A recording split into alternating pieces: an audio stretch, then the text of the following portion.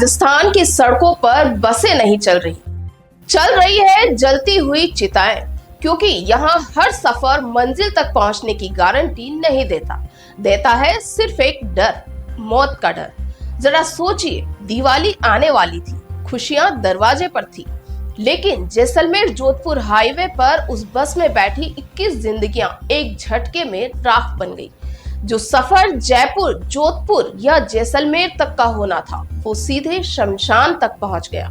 कहा गया short circuit था, लेकिन सच्चाई यह है कि शॉर्ट सर्किट तो सिस्टम की आत्मा में है। यह हादसा नहीं, नरसंहार है, और इसका असली गुनहगार कोई ड्राइवर नहीं, बल्कि वो पूरा भ्रष्ट सिस्टम है जो जनता की जान से ज्यादा रिश्वत को अहमियत देता है। हर साल हजारों ऐसी जुगाड़ वाली बसें सड़कों पर निकलती है, एसी बसें, लेकिन बिना सेफ्टी, बिना फायर सिस्टम, बिना डर के। और जब हादसा होता है तो वही पुराने शब्द, हम पीड़ित परिवार के साथ हैं, मुआवजा देंगे, जांच के आदेश दिए गए हैं। पर सवाल यह है कि कब तक इस राज्य में जनता यूं ही जिंदा जलती रहेगी और सरकार सिर्फ संवेदना जताती रहेगी। राजस्थान के रेगिस्तान में एक बार फिर आग बरसी, लेकिन इस बार आसमान से नहीं, सड़कों पर। जैसलमेर जोधपुर हाईवे पर चलती स्लीपर बस कुछ ही मिनटों में मौत का ताबूत बन गई। 21 लोग जिंदा जलकर मर गए, 14 लोग जिंदगी और मौत के बीच झूल रहे हैं। कुछ ऐसे भी हैं जिनके शरीर राख बन गए, पहचान तक मुश्किल हो गई। कहा गया कि हादसा बस के एसी में शॉर्ट सर्किट से हुआ, लेकिन सवाल है कि क्या ये सिर्फ हादसा था या फिर सिस्टम की लापरवाही से हुआ एक संगठित नरसंहार। बस महज 8 दिन पहले सड़क पर आई थी, नई चमकती बॉडी, अंदर लग्जरी सीटें और ऊपर जुगाड़ का एसी। सवाल उठता है कि आखिर किसने इस तरह के मॉडिफिकेशन की इजाजत दी। उदयपुर, जोधपुर, भीलवाड़ा और नाथद्वारा में खुलेआम ऐसे कारखाने चल रहे हैं जहां 1.5 करोड़ की बसें महज 60 लाख में तैयार कर दी जाती है। न कोई फायर सिस्टम, न सुरक्षा, न जांच। और जब बस आग का गोला बन जाती है तो हर बार वही बयान, शॉर्ट सर्किट हुआ था। लेकिन असल शॉर्ट सर्किट तो सरकारी सिस्टम की ईमानदारी में हुआ है। राजस्थान में हर सरकार राम राज्य की बात करती है, लेकिन इस राम राज्य में न तो सुरक्षा है, न जवाबदेही। भगवान श्री राम के राज में न कोई दुखी था, न दरिद्र, न पीड़ित। लेकिन आज इस राम राज्य में जनता रोज सिस्टम की आग में जल रही है। दिवाली के मौके पर जब लोगों के घरों में दिए जलने चाहिए थे, तब जैसलमेर के घरों में मातम जल उठा। इस हादसे ने फिर से याद दिला दिया कि यहाँ त्योहार नहीं, सिर्फ त्रासदी मनाई जाती है। पिछले दिनों उप मुख्यमंत्री प्रेमचंद बेरवा रोडवेज बस में चढ़े थे और कंडक्टर उन्हें पहचान नहीं पाया। तब मीडिया ने इसे हंसी में उड़ा दिया था, लेकिन आज की सच्चाई ये है कि इस सिस्टम ने खुद जनता को पहचानना बंद कर दिया है। परिवहन विभाग की आंखों के नीचे रोज हजारों मौत की बसें दौड़ती है, अवैध स्लीपर कोच, जुगाड़ वाले एसी और बिना किसी सेफ्टी के यात्राएं। और जब हादसा होता है तो वही पुराना बहाना, जांच के आदेश दिए गए हैं। राजस्थान में 3000 से ज्यादा ऐसी बसें चल रही है जो मौत के कफन से कम नहीं।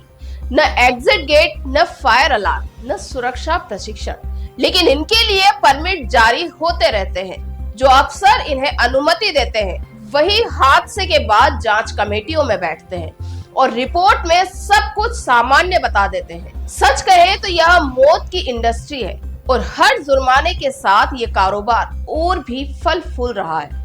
इस हादसे में जोधपुर की एक मां ने एक साथ अपना बेटा, बहू, पोता और पोती खो दिए। दिवाली का त्योहार अब उनके लिए अंधेरा बन गया, लेकिन सरकार के पास बस वही पुराने शब्द हैं, पीड़ित परिवार के साथ हैं, आर्थिक सहायता दी जाएगी, जांच जारी है, मगर जनता को मुआवजा नहीं, जवाब चाहिए, क्योंकि जो चला गया उसे कोई रुपए नहीं लौटा सकते। अगर यही हादसा किसी और देश में होता तो पूरी सरकार हिल जाती, लेकिन यहाँ सब शांत है। चीन ने स्लीपर बसों पर प्रतिबंध लगा दिया, लेकिन राजस्थान में अब भी ये मौत की बसें बेखौफ दौड़ रही है। शायद इसलिए कि इन बसों के मालिक सिर्फ कारोबारी नहीं, प्रभावशाली लोग हैं। सवाल ये है कि क्या सरकार इतनी कमजोर है कि इन्हें रोक नहीं सकती? इस घटना ने एक और सच्चाई उजागर की है। हादसे के बाद घायलों को 275 किलोमीटर दूर जोधपुर रेफर किया गया। जैसलमेर से जोधपुर तक की यह दूरी सिर्फ किलोमीटर की नहीं थी, बल्कि सरकार और जनता के बीच की दूरी थी। 78 साल आजादी के बाद भी सीमावर्ती जिलों में कोई आधुनिक ट्रॉमा सेंटर नहीं बना। जलते बिलखते मरीजों को टूटी फूटी एम्बुलेंस में भेजना पड़ा। सवाल ये उठता है कि कहां गया आपदा विभाग? छोटे मोटे कार्यक्रमों के लिए हेलीकॉप्टर उड़ाने वाला प्रशासन क्या 21 जलते इंसानों के लिए आसमान में एक उड़ान नहीं भर सकता था? सरकार फिर वही करेगी, अस्पताल अधीक्षक को हटाएगी, किसी इंजीनियर को सस्पेंड करेगी और फिर मामला खत्म। लेकिन असली जिम्मेदार मंत्री, अफसर और सिस्टम हर बार बच जाते हैं, और जब अगली बार कोई बस जलती है तो फिर वही बयान सुनने को मिलता है, हम पीड़ितों के साथ हैं। अब वक्त है कि सरकार समझे, जनता को मुआवजा नहीं, प्रायश्चित चाहिए। उन्हें झूठे आश्वासन नहीं, न्याय चाहिए। अगर सच में राम राज्य है तो अब भगवान राम की तरह जिम्मेदारी भी दिखाइए, क्योंकि यह हादसा नहीं था, ये परिवहन विभाग की नाकामी से हुआ नरसंहार था। डिप्टी सीएम प्रेमचंद बेरवा ने कहा था, मैं औकात से ज्यादा दूंगा। तो साहब, अब औकात से ज्यादा नहीं, औकात के मुताबिक जिम्मेदारी दीजिए। जनता को अब रुपए नहीं चाहिए, उन्हें गारंटी चाहिए कि जब वो बस में चढ़े तो जिंदा उतरे। अगर सरकार अब भी सोई रही तो अगली बार लोग टिकट नहीं, ताबूत बुक करेंगे, क्योंकि राजस्थान की सड़कों पर अब बसें नहीं दौड़ रही, चलती हुई चिताएं दौड़ रही है। और जब तक जिम्मेदारों का दिल नहीं जलता, हर हादसे के बाद जनता यूं ही राख बनती रहेगी।